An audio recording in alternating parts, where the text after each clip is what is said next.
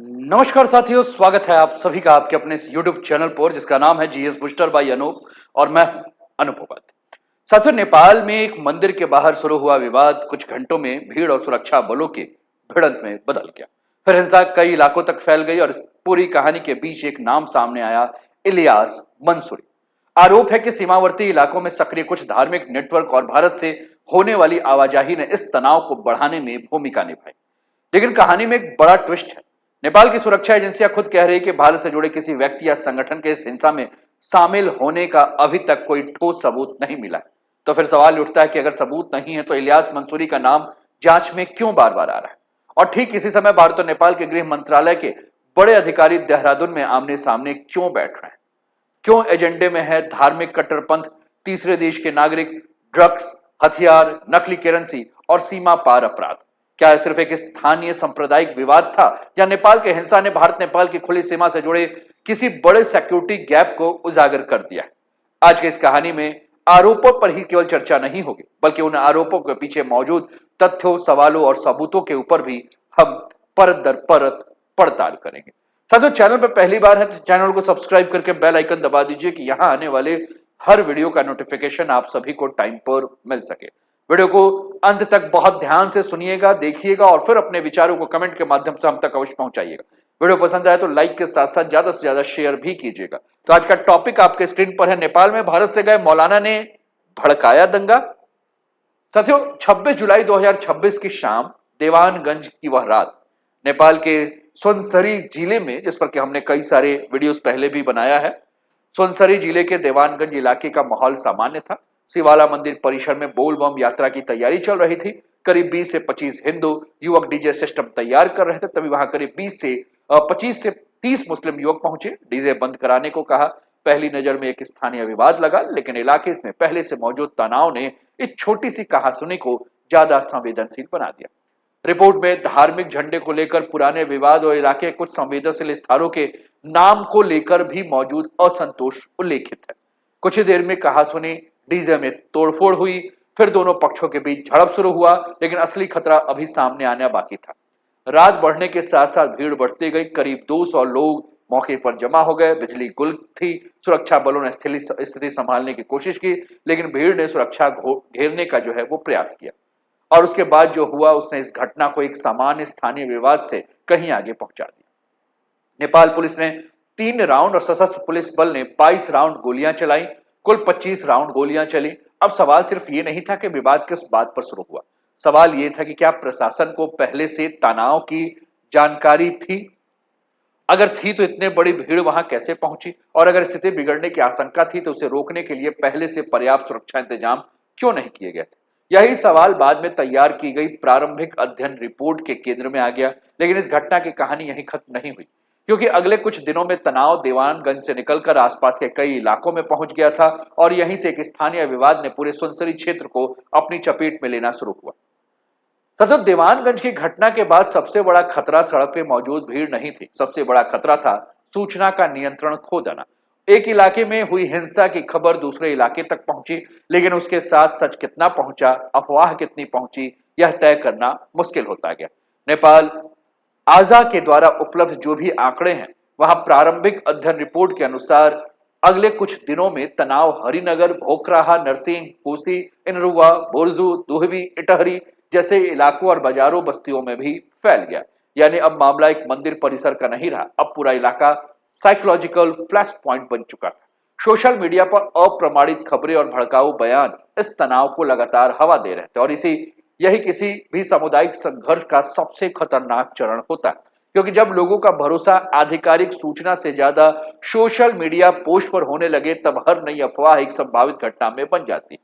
किसी पोस्ट में दावा किया गया कि दूसरी तरफ हमला हुआ है, तो दूसरी तरफ वही पोस्ट किसी के रूप में जो है वो पहुंच रही, फिर प्रतिक्रिया होते, फिर उसका वीडियो बनता है और वही वीडियो अगले इलाके में नई प्रतिक्रिया पैदा करती। इस तरह हिंसा सिर्फ लोगों से नहीं, नैरेटिव से भी फैलता है। प्रारंभिक रिपोर्ट में इसी वजह से CCTV footage, video, phone record, wireless communication और सोशल मीडिया सामग्री को जांच का हिस्सा बनाने की सिफारिश की गई थी। लेकिन इस पूरी कहानी में एक और बात सामने आई, वो थी स्थानीय तनाव अचानक जो है वो पैदा नहीं हुआ था। रिपोर्ट में पुराने विवादों और इलाकों में पहले से मौजूद अविश्वास का उल्लेख है। यानी 26 जुलाई की घटना को अगर सिर्फ डीजे विवाद मान लिया जाए तो शायद कहानी का बड़ा हिस्सा छूट जाएगा, क्योंकि डीजे सिर्फ ट्रिगर हो सकता है, लेकिन ट्रिगर और रूट कॉज एक ही चीज नहीं होते। और जांच अब इसी फर्क को समझने की कोशिश कर रही है। फिर सामने आता है एक गंभीर सवाल, क्या प्रशासन को इस तनाव की पहले से भनक थी? रिपोर्ट के अनुसार प्रमुख जिला अधिकारी और सुरक्षा अधिकारियों को पूर्व सूचना होने के बावजूद पर्याप्त तैयारी नहीं होने के भी उनके ऊपर आरोप लगाए जा रहे हैं। अगर यह आरोप सही साबित होती है तो कहानी का एक हिस्सा धार्मिक विवाद से सीधे निकलकर इंटेलिजेंस फेल्यूर और एडमिनिस्ट्रेटिव प्रिपेयर्डनेस तक पहुंचता है, और यहीं से मामला और भी ज्यादा गंभीर हो जाता है। क्योंकि किसी भी संवेदनशील इलाके में सवाल सिर्फ ये नहीं होता कि हिंसा शुरू होने के बाद पुलिस ने क्या किया, सवाल ये होता है कि हिंसा शुरू होने से पहले पुलिस ने क्या माना, क्या समझा और क्या किया। और इसी जांच में आगे एक ऐसा नाम सामने आ रहा है जिसने इस पूरे घटना को नेपाल की सीमाओं से बाहर तक चर्चा में ला दिया है, और वो नाम है इलियास मंसूरी का। साथियों, यहां कहानी को सनसनी से नहीं बल्कि सबूत से जो है समझना जरूरी है, क्योंकि किसी व्यक्ति का नाम किसी रिपोर्ट में आना और उसका हिंसा का मास्टरमाइंड साबित होना, इन दोनों के बीच बहुत बड़ा फर्क है। अब यही फर्क इस कहानी का सबसे महत्वपूर्ण हिस्सा बनने वाला है।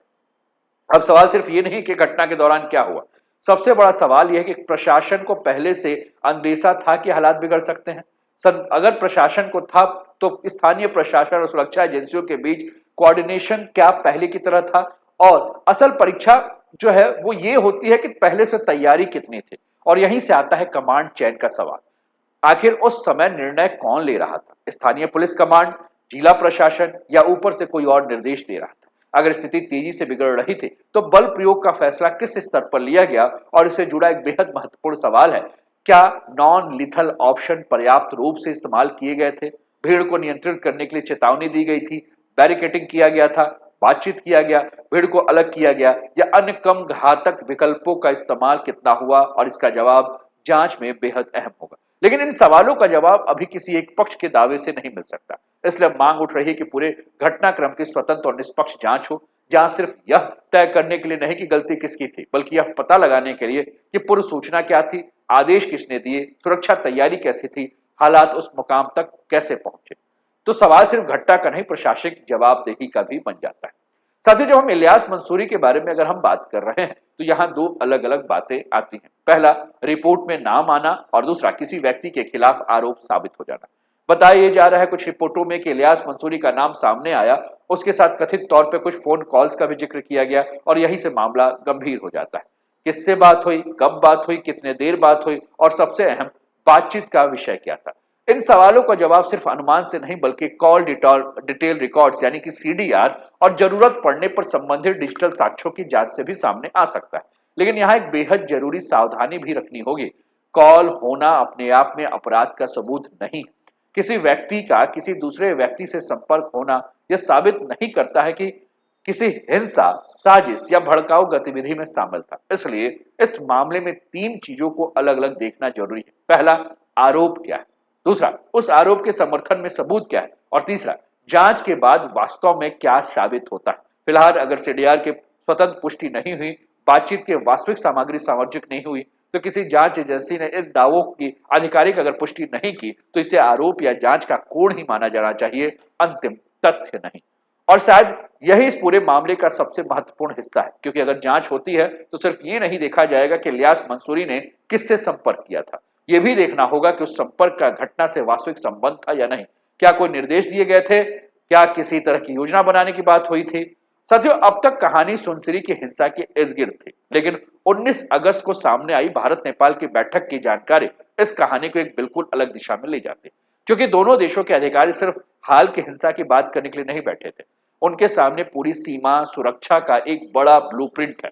देहरादून में होने वाली जो ये मीटिंग है, इन मीटिंग में 14th ज्वाइंट वर्किंग ग्रुप बैठक में सीमा पार अपराध से लेकर ड्रग्स, हथियार, नकली करेंसी और अवैध व्यापार तक कई मुद्दे रखे गए।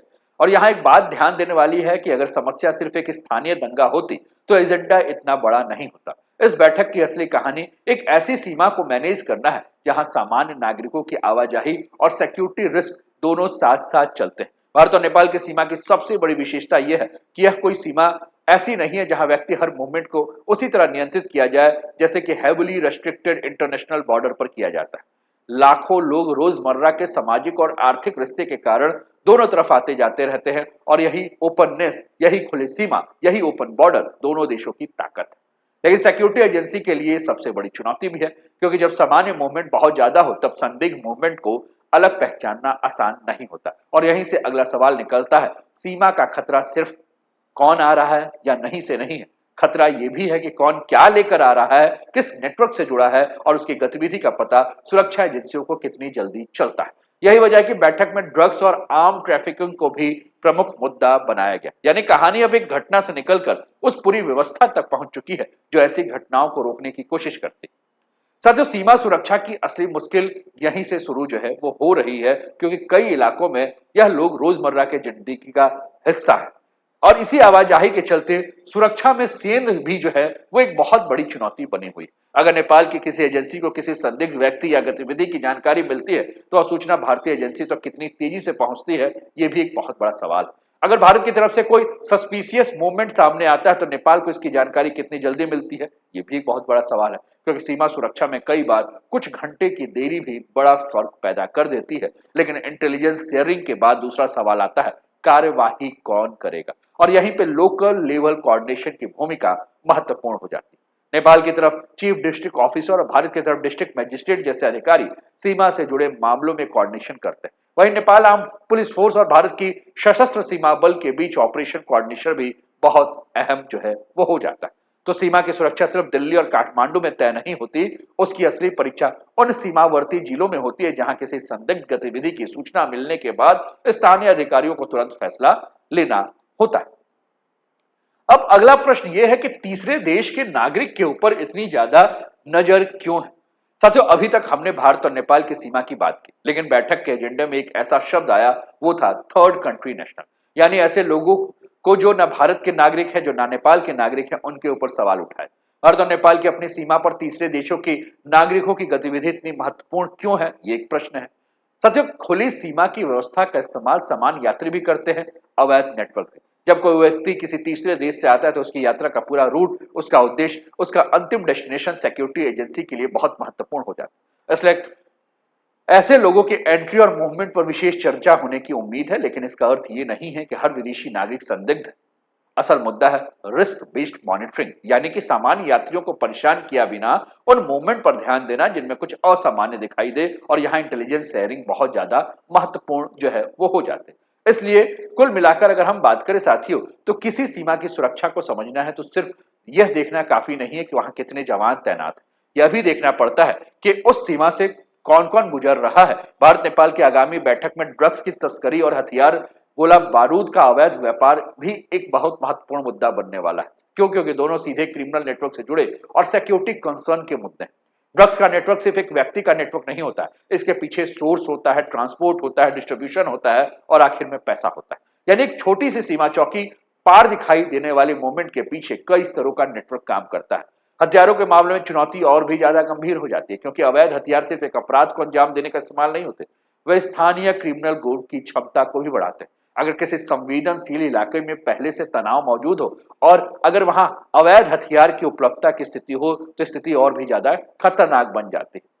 क्यों? क्योंकि यहां दोनों ही देशों की एजेंसी के लिए सवाल सिर्फ ये नहीं कि क्या पकड़ा गया, सवाल यह कि कहां से आया, किसके के लिए आया और उसके पीछे कौन था, और यही इन्वेस्टिगेशन को सीजर से नेटवर्क तक जो है वो लाया जाता है। यानी कि कुल मिलाकर अगर हम बात करें तो ये एक बहुत ही ज्यादा पेचीदा मुद्दा है।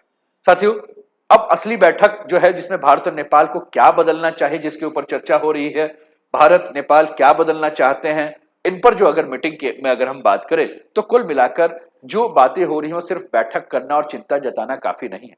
सबसे पहला मुद्दा है इंटेलिजेंस शेयरिंग का, कि दोनों देश आपस में जो है वो इंटेलिजेंस को जो है वो शेयर करें। खासकर इंटेलिजेंस की स्पीड और एक्यूरेसी दोनों बहुत ज्यादा महत्वपूर्ण हो जाती है। दूसरा मुद्दा है वो है सिक्योरिटी एजेंसी की कैपेसिटी बिल्डिंग। सिर्फ जवानों की संख्या बढ़ाना समाधान नहीं है, उनकी ट्रेनिंग, टेक्नोलॉजी, सर्विलांस कैपेबिलिटी की व्यवस्था भी करना बहुत ज्यादा जरूरी है। इसके अलावा अगर हम बात करें साथियों, तो बॉर्डर इंफ्रास्ट्रक्चर के ऊपर भी ध्यान देना जो है वो बहुत ज्यादा जरूरी है। तो कुल मिलाकर अगर हम बात कर रहे हैं साथियों, तो हमें यह भी देखना है कि सीमा पर एक और बेहद संवेदनशील जो मुद्दा है वो है नो मैन लैंड्स वाला, यानी सीमा के दोनों तरफ ऐसे हिस्से जहां जमीन की स्थिति, अतिक्रमण या स्थानीय गतिविधियों को लेकर भी विवाद है, उसे भी सुलझाना बहुत ज्यादा जरूरी है। बॉर्डर पिलर्स का एग्जैक्ट लोकेशन जो है वो होना बहुत ज्यादा जरूरी है। अगर पिलर क्षतिग्रस्त हो गए हैं या अपनी जगह से हट गए हैं या आसपास के क्षेत्र में अतिक्रमण हो गया है, तो मामला सिर्फ स्थानीय जमीन का नहीं रहता, दो देशों की सीमा व्यवस्था से भी जुड़ा हुआ मामला है। तो इन सारी बातों के ऊपर जो है वो ध्यान देने की आवश्यकता है। साथियों, अंतिम में अगर हम बात करें तो सबसे बड़ा सवाल यही है कि क्या भारत नेपाल की खुली सीमा और मजबूत सुरक्षा व्यवस्था एक साथ चल सकती है? आप भी कमेंट के माध्यम से बताइए, क्या चल सकती है? साथियों, समस्या खुली सीमा होने भर से नहीं, समस्या तब पैदा होती है जब सामान्य नागरिकों की आवाजाही और सस्पिशियस मूवमेंट को अलग अलग पहचानना मुश्किल हो जाए। एक तरफ वो व्यक्ति है जो रोज काम के लिए सीमा पार करता है, तो दूसरी तरफ कोई ऐसा व्यक्ति हो सकता है जिसकी गतिविधियां संदिग्ध हो। तो कुल मिलाकर जो है बहुत ही ज्यादा अलर्ट रहने की आवश्यकता है। और अब फिर हम अपने सवाल पे वापस आ जाते हैं, क्या मौलाना ने दंगा कराया है? आरोप गंभीर है, लेकिन अभी किसी व्यक्ति या संगठन का हिंसा से जुड़ना साबित नहीं हुआ। इसका जवाब जांच और ठोस सबूत से ही मिलेगा। लेकिन इस घटना ने एक बड़ा मुद्दा जरूर सामने ला दिया है कि भारत और नेपाल की खुली सीमा और उसकी सुरक्षा के ऊपर जो है वो बहुत ध्यान देने की आवश्यकता है। चुनौती सीमा बंद करने की नहीं है, बल्कि ऐसी व्यवस्था बनाने की है जहां आम नागरिकों की आवाजाही जारी रहे, संदिग्ध गतिविधियों पर प्रभावी निगरानी हो। और इस पूरी कहानी की जो सबसे बड़ी सीख है वो यही है कि दोनों देशों को मिलकर जो है वो काम करना होगा। खुली सीमा और कड़ी सुरक्षा के बीच दोनों देशों के सहयोग और संबंध भी बने रहें, जिससे किसी आम नागरिक को परेशानी ना हो। आपके क्या विचार है? आपको क्या लगता है? आप अपने विचारों को कमेंट के माध्यम से हम तक अवश्य पहुंचाएं। वीडियो पसंद आया तो लाइक करें, और अभी तक आपने शेयर नहीं किया तो शेयर करें। चैनल को सब्सक्राइब नहीं किया तो सब्सक्राइब कीजिए। अपना ध्यान रखिए, स्वस्थ रहिए, मस्त रहिए, तंदुरुस्त रहिए, खेलते मुस्कुराते जीवन का आनंद लीजिए। जय हिंद, जय भारत।